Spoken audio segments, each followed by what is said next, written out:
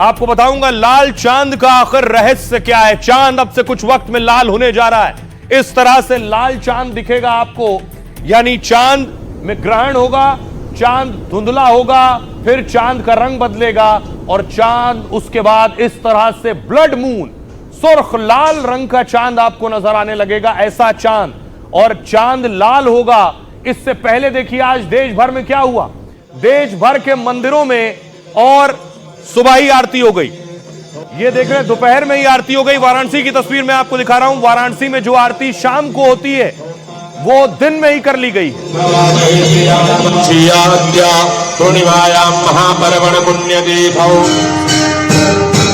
ये अगली तस्वीर मैं आपको अयोध्या की दिखा रहा हूं। जो अयोध्या में आरती शाम को होती है वो अयोध्या में आरती दिन में ही हो गई, क्योंकि आज रात को चांद लाल होने जा रहा है, ब्लड मून।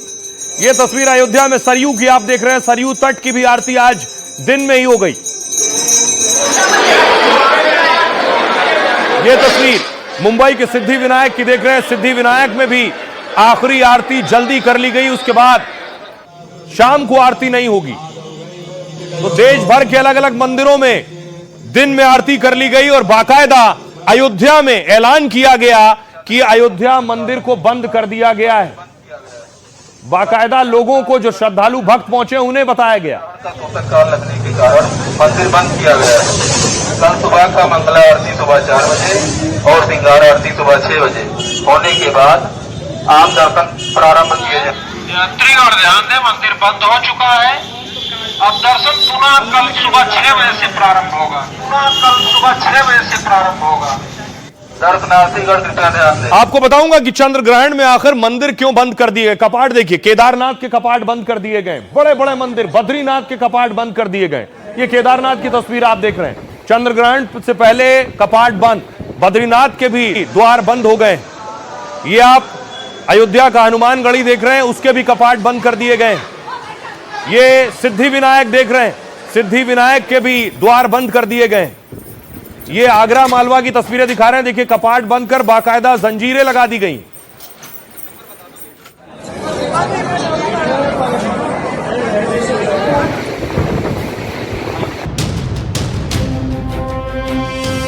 पूरी दुनिया आसमान की ओर टकटकी लगाए देख रही है। सालों बाद फिर अनोखी घटना होने वाली है। चांद लाल होने वाला है, यानी चंद्रमा हो जाएगा ब्लड मून। खूनी लाल रंग का चांद शुभ होगा या अशुभ, इसे लेकर तरह तरह की बहस और चर्चा चल रही है। और इन सब के बीच देश भर के मंदिरों के कपाट बंद हो गए हैं। बद्रीनाथ और केदारनाथ धाम से लेकर अयोध्या के राम मंदिर तक में ताला लग गया है। कहा जा रहा है इस बार का चंद्र ग्रहण खास है, लेकिन चांद के लाल होने का क्या रहस्य है। और आइए इस वक्त अब मैं आपको बताऊं कि आखिर चांद की स्थिति क्या है। सबसे पहले आपको दिखाता हूं बेंगलोर का चांद। देखिए जरा, ये आप देख रहे हैं बेंगलोर का चांद मैं आपको दिखा रहा हूं, जिसका रंग बदलने लगा है। इस वक्त चांद की तस्वीर ऐसी है, ऐसा नजर आ रहा है।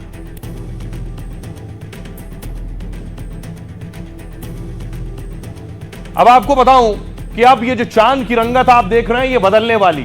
धीरे धीरे कैसे बदलेगी ये आप देख रहे हैं। ऐसा दिखने लगेगा चांद आपको, लाल रंग का। इससे पहले शायद आपने ये चांद नहीं देखा होगा कि इस रंग का भी चांद होगा और चांद ऐसा दिखेगा। उससे पहले देखिए मंदिरों में क्या हो रहा है। आपको लिए चलता हूं मैं भोपाल में कीर्तन शुरू हो गया है। चंद्र ग्रहण से पहले की तस्वीरें।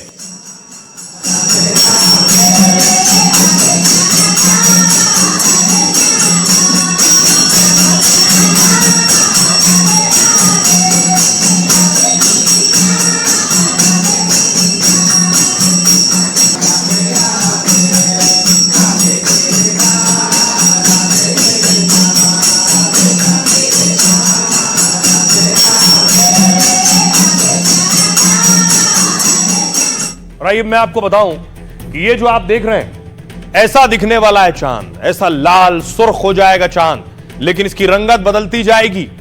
अब से कुछ देर बाद साल का आखिरी चंद्र ग्रहण लगने वाला है। वैसे तो पूर्ण चंद्र ग्रहण जो है रात 9:58 पर शुरू होगा और रात 1:26 पर समाप्त होगा। मतलब करीब 3.5 घंटे तक चांद के ग्रहण की छाया छिपाएगी इसे, और इसे पूरे देश में कहीं से भी देखा जा सकेगा। बड़ी चीज ये, मतलब दिल्ली से मुंबई और पटना से भोपाल तक इसी तरह का चांद दिखेगा। लेकिन चंद्र ग्रहण का सबसे ज्यादा असर सिर्फ 82 मिनट तक होगा। रात 11 बजे से लेकर रात 12:22 तक, यानी 11 से 12:22 तक चांद ब्लड मून में नजर आएगा। ऐसा ज्योतिषविद इसे चंद्र ग्रहण का सबसे शक्तिशाली रूप मानते हैं, ये जो 82 मिनट हो गए, और लोगों से इस दौरान खास सावधानी बरतने की सलाह देते हैं। उनका कहना यह कि रात 11:42 पर चंद्र ग्रहण का पीक टाइम होगा, यानी सबसे शक्तिशाली होगा 11:42 पर। लेकिन सावधानी कि ग्रहण लगने के 9 घंटे पहले शुरू हो जाती है। जो तस्वीरें मैंने आपको दिखाई, यानी ग्रहण के दौरान आज चांद 5 घंटे में 3 बार रंग बदलेगा। ग्रहण के पहले और आखिरी चरण में चांद की रोशनी धुंधली पड़ने लगेगी। रात 8:57 से ग्रहण शुरू होने तक 9:58 बजे तक चांद थोड़ा थोड़ा आपको धुंधला दिखाई देगा। धुंधला दिखने के बाद जब वक्त ग्रहण लगने से पहले चांद इसी तरह धुंधला दिखेगा आपको।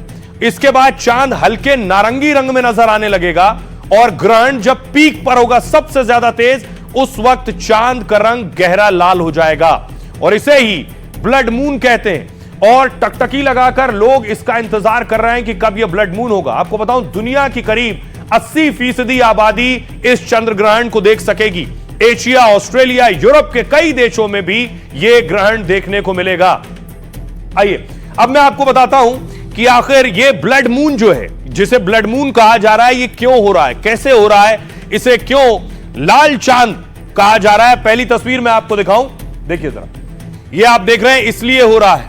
अगर आप देखिए, वो सूरज आपको नजर आ रहा है, सूरज के बाद आपको पृथ्वी नजर आ रही है, और पृथ्वी के बाद चांद। दरअसल जब सूरज की रोशनी सीधे चांद पर पड़ती है तो वो चमकता है, पृथ्वी पर चमकदार चांद दिखाई देता है। अभी सूरज की रोशनी सीधे चांद पर नहीं जा रही है, पृथ्वी बीच में है, इसलिए वो सुर्ख लाल नजर आ रहा है और उसकी रोशनी आप देख पा रहे हैं। अब आपको बताऊं ये कैसे हो रहा है, विज्ञान क्या कहता है, कैसे चांद लाल दिख रहा है। देखिए जरा, ये आप देख रहे हैं मेरे पीछे, चांद का रंग ऐसे दिख रहा है। ये सूरज आप देख रहे हैं, सूरज की रोशनी जब सीधे पड़ती है, यानी चांद अगर यहां कहीं होता और सीधे रोशनी पड़ती तो चमक रहा होता। अभी पृथ्वी बीच में है, पृथ्वी के उस पार आपको चांद नजर आ रहा है लाल, क्योंकि ये रोशनी पृथ्वी से टकरा रही है, चांद तक नहीं जा रही। अब चांद लाल क्यों है, सवाल यह है। चांद का रंग धरती से आमतौर पर सफेद या भूरा दिखता है आपको, लेकिन पूर्ण चंद्र ग्रहण पर चांद कई बार सुर्ख लाल नजर आता है। चांद के इस रूप को ही कहते हैं ब्लड मून। चंद्र ग्रहण के वक्त सूरज की सीधी सीधी रोशनी चंद्रमा तक नहीं पहुंचती है, तब धरती का वायुमंडल एक तरीके से फिल्टर का काम करता है। ये बीच में फिल्टर है, नीली और बैगनी किरणें क्या है, वायुमंडल में बिखर जाती हैं आगे, जबकि लाल रंग की रोशनी सीधे चंद्रमा तक पहुंचती है। वातावरण में मौजूद आगे जो चांद पर से पहले पृथ्वी के आगे वातावरण में मौजूद है धूल, गैस, दूसरे कण के चलते ऐसा होता है। वातावरण में जितने ज्यादा बादल और धूल होंगे, चांद उतना ही लाल नजर आएगा आपको। पर्यावरण में प्रदूषण बढ़ने से धूल और गैसों की मात्रा बढ़ती है, इसलिए ब्लड मून यानी चंद्र ग्रहण पर लाल चांद नजर आता है। लाल रंग को चांद आकार में भी बड़ा और चमकदार दिखता है, इसलिए ब्लड मून की दुनिया भर में खूब चर्चा होती है। वैज्ञानिक इस नजारे को खूबसूरत और अनोखा मानते हैं, तो ज्योतिष और लोक कथाओं में इसे भयानक माना जाता है। अमेरिका की माया सभ्यता में इसे खूनी चांद तक कहा जाता है। मान्यता है कि ग्रहण में चीता चांद पर हमला कर उसका खून पीता है, इसलिए चांद का रंग लाल हो जाता है और इसे ब्लड मून कहते हैं। यूरोप में ब्लड मून को लेकर भेड़िए वाली कहानी बहुत प्रचलित है। मान्यता है कि दो भेड़िए जैसे राक्षस ग्रहण में चांद को निगलने की कोशिश करते हैं, इसी वजह से चंद्रमा का एक रंग एकदम खूनी लाल हो जाता है। ये अलग अलग मान्यताएं हैं। आइए ब्लड मून पर वैज्ञानिक क्या कहते हैं और ज्योतिष क्या कहती है। ये सूतक काल बड़ा ही भयानक होता है, इसमें सावधानी सभी को बरतना चाहिए। सूतक काल कह लीजिए या शोक काल कह लीजिए, दोनों कह सकते हैं। इस समय भगवान चंद्रमा के ऊपर संकट की घड़ी आती है, लेकिन ये अमृत मंथन के कारण राहु जो है चंद्रमा को ग्रसने के लिए आज के दिन आ रहा है, और ये काल बहुत ही कष्टकारी है। जब चांद पृथ्वी का छाया के अंदर जाता है, पृथ्वी का जो आभा मंडल है, एटमॉस्फेयर है, उससे सूर्य का किरण जब प्रवेश करता है, लाल तरंग दैर्घ्य का जो आलो है वो कम प्रतिसारित मतलब रिफ्रैक्टेड होके चांद के ऊपर गिरती है, लेकिन जो नील आभा है वो चारों तरफ सरक जाता है। जिसलिए हम सुबह के टाइम जब आकाश को देखते हैं वो नील होता है, आकाश का रंग काला है। सिमिलरली वो लाल जो लाइट है वो चांद के ऊपर पड़ने से आपको चांद लाल रंग के दिखेगा, इसीलिए उसको ब्लड मून भी कहता है। तो खगोल शास्त्री क्या कह रहे हैं आपने सुना, और ज्योतिषाचार्य क्या कह रहे हैं। लेकिन अभी से चंद्र ग्रहण को देखने के लिए लोगों में क्रेज कितना है वो तस्वीर दिखा रहा हूं मैं आपको। देख रहे हैं, लोगों ने अपने उपकरण निकाल लिए, टेलीस्कोप निकाल लिए, जिसके पास जो है वो निकाल कर कोशिश कर रहा है कि क्या वो ये खगोलीय घटना जो है इसे अपनी नजरों में कैद कर सकता है।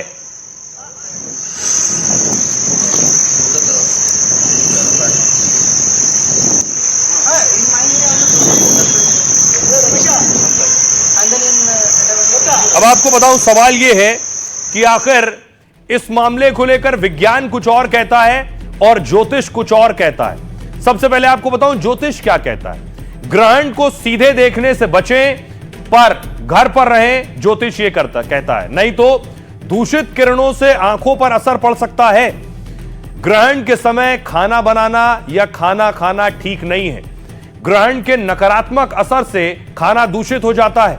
ग्रहण सेहत पर बुरा असर डाल सकता है, ज्योतिष यह भी कहता है, इसलिए सावधानी रखें और मंत्रों का जाप करते रहें। साथ ही आपको बताऊं, ग्रहण के समय गर्भवती महिला अगर बाहर निकलती है तो होने वाले बच्चे की सेहत पर असर पड़ सकता है, ज्योतिष ये कहता है। ग्रहण धरती पर भूकंप और बाढ़ जैसी आपदाएं लाता है।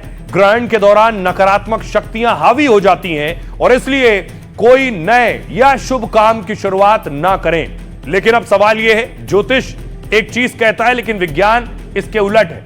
विज्ञान इस लाल चांद पर क्या कहता है। चंद्र ग्रहण पूरी तरह सुरक्षित और अनोखी खगोलीय घटना है, यह विज्ञान कहता है। इसे आप बिना चश्मे के आसानी से बेफिक्र होकर देख सकते हैं। ग्रहण का खाने पर कोई असर नहीं पड़ता है, विज्ञान यह कहता है। पहले फ्रिज नहीं थी तो खाना बचाने के लिए यह मान्यता बनी है। ग्रहण का सेहत पर सीधे असर का वैज्ञानिक प्रमाण नहीं है कोई भी। कुछ लोग बीमार महसूस करते हैं तो डर या फिर मान्यता वजह हो सकती है, विज्ञान यह कहता है। ग्रहण का गर्भवती महिला पर भी सीधा कोई प्रभाव नहीं होता है, साइंस का कहना है। बच्चे की शारीरिक बनावट गर्भ में डीएनए और विकास प्रक्रिया से तय होती है। ग्रहण खगोलीय घटना है और आपदा से सीधे कोई रिश्ता इसका दूर दूर तक नहीं है। धरती में जैसे बाकी दिन होते हैं वैसे ही ग्रहण वाला दिन भी होता है। जब भी अच्छा विचार या मौका मिले तो इसकी नई शुरुआत हो सकती है। आइए अब आपको बताऊं, अब इस पर दो मान्यताएं हैं। ज्योतिष और ज्योतिषी क्या कह रहे हैं इस पर और विज्ञान क्या कह रहे हैं, ये जो मान्यताएं उस पर सुनिए दोनों। सामान्य आदमी का खाना पीना इसमें वर्जित रहता है।